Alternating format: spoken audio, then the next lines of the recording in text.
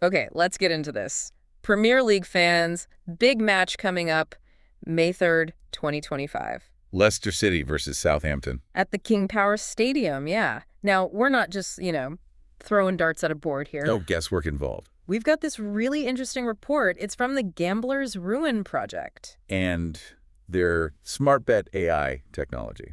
Right, and they use some serious data analysis for, well, all the Premier League games. It's quite sophisticated stuff. Think of this as like your inside look, your shortcut to understanding what's really driving the specific matchup. Yeah, goes way beyond just predicting a winner. We're going to unpack what their analysis actually says, getting under the hood a bit. It's about all the different factors the AI considers, isn't it? Like the weather, player fitness. Exactly, all that stuff, and then how it feeds into these, well, pretty clever statistical models.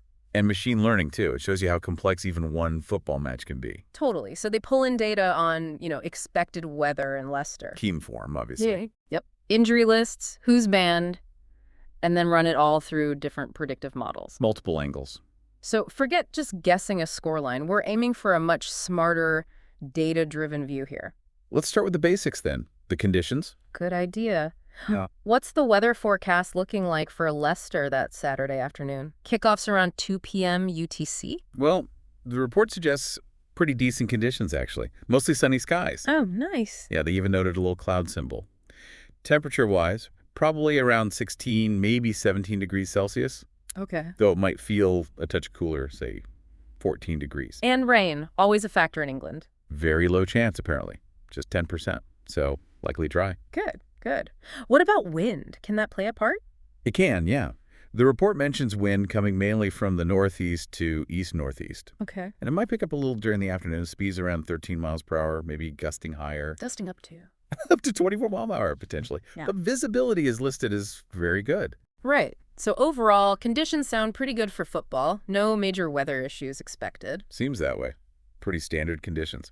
Okay, so moving on from the weather. Let's talk teams. Injuries, suspensions, always crucial. Who's missing for Leicester? Okay, Leicester. They've got a few concerns. Steffi Mavidi, the forward. He scored a few this season, hasn't he? Yeah, 4 goals in 30 appearances. He's listed as other, bit vague, with a return date maybe early June. Okay. Who else? Midfielder Harry Winks. He's played 22 games, listed as banned by club. Oh. No return date specified? Nope, none given. Then there's Harry Souttar, the defender. Ankle injury. Long term? Looks like it. Expected return is way off, like end of December 2025. Wow. And another forward, Abdul Fatawu. Cruciate ligament injury. Ouch. That sounds serious. It does. Expected back early August. He's got 11 appearances. So that's quite a few players out for Leicester, particularly affecting their midfield and attack. Definitely could impact their setup, yeah. What about Southampton? What's their injury situation? They've got some issues, too. Defender Charlie Taylor.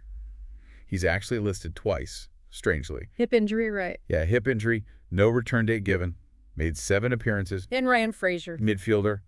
Also listed twice as other, no return date. He's played 8 times. Okay. Anyone else? Juan Lorios, a defender. Also other, no return date specified. So Southampton have some potential gaps too, maybe more in defense and midfield based on that. Seems like it. Both teams dealing with absences. Right. Personnel challenges for both managers. Now let's get into the core of this analysis, the smart bet AI.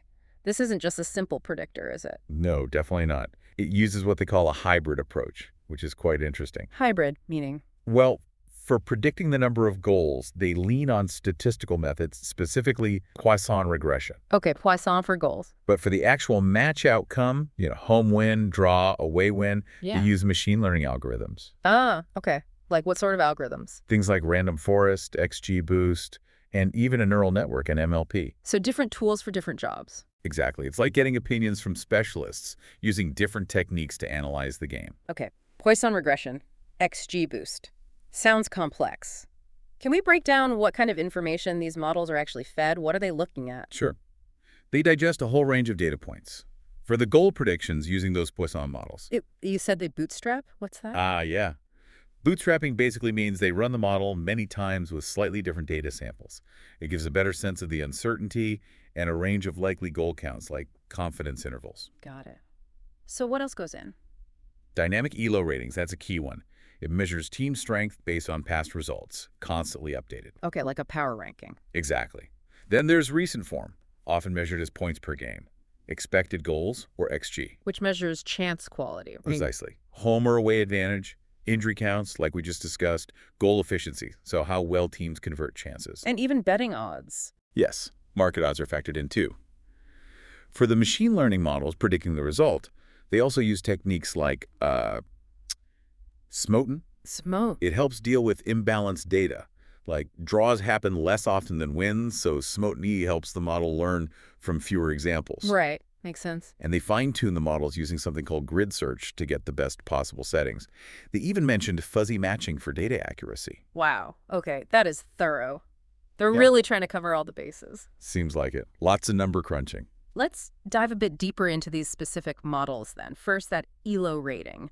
We hear about it in chess and other sports. How does it apply here in the Premier League? Right, ELO is fundamentally a way to rate relative strength.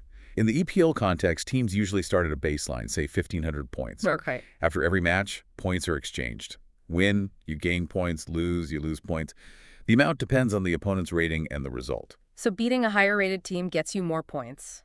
Exactly. And losing to a lower rated team costs you more. Draws also cause smaller adjustments.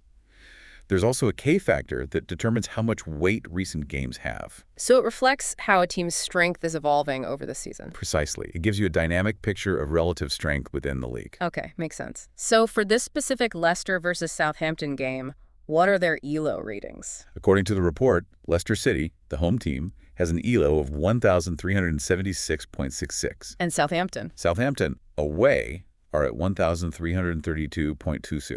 So a slight edge to Leicester based on the ELO system? 44 points higher? Yeah, suggests Leicester is considered overall the slightly stronger side based on historical performance. Interesting. Okay, let's move to Poisson regression. You said that's for predicting goals. How does it work? Yeah, Poisson is a statistical tool great for predicting counts, like goals scored. Okay. It looks at factors likely to influence scoring, recent attacking form, defensive strength, home advantage, market odds, injuries, even those ELO ratings. So it pulls in a lot of the same data points. It does, yeah. The core idea is that goals in a match tend to follow a certain statistical distribution, the Poisson distribution.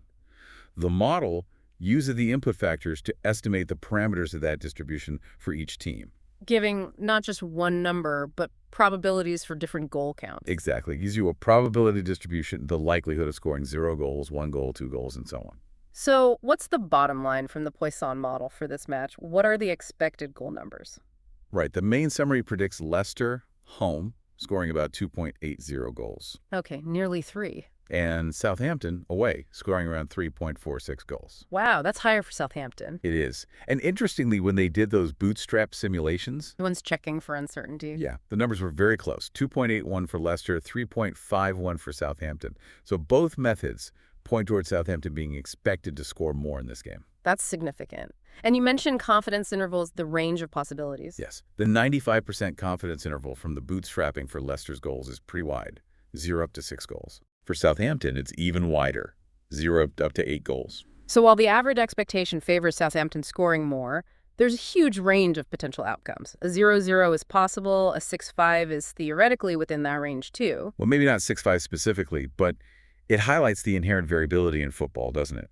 The model gives an expectation, not a guarantee. Absolutely. Okay, Poisson points to more Southampton goals. Let's shift to the machine learning models predicting the actual result.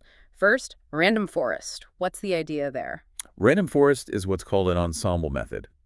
Imagine you have lots of individual decision trees. Like flowcharts. Sort of, yeah. Each tree looks at different subsets of the data and features and makes its own prediction. Home win, draw, or away win. Okay. The forest then combines the votes from all these individual trees. The outcome with the most votes wins. So wisdom of the crowd, but with decision trees. Pretty much. It's generally very robust because it averages out the errors of individual trees. They also use SMOD, like we mentioned, for balance and tune the model settings. Right. And what does the random forest predict for Leicester versus Southampton? The random forest result is away win for Southampton. Okay, prediction number 1 for Southampton. How well does this model typically perform? The report usually gives metrics, right? It does. For predicting an away win, its precision was 0.64. That means when it predicted an away win, it was right 64% of the time of the test data. And recall. Recall for away wins was 0.74. So it correctly identified 74% of the actual away wins. The overall accuracy of the model was 0.64.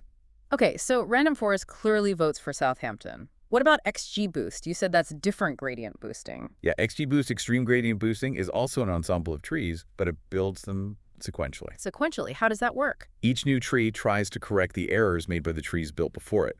It's like building a team where each new member learns from the mistakes of the previous ones. Ah, so it focuses on the harder to predict cases. In a way, yes. It often leads to very high accuracy.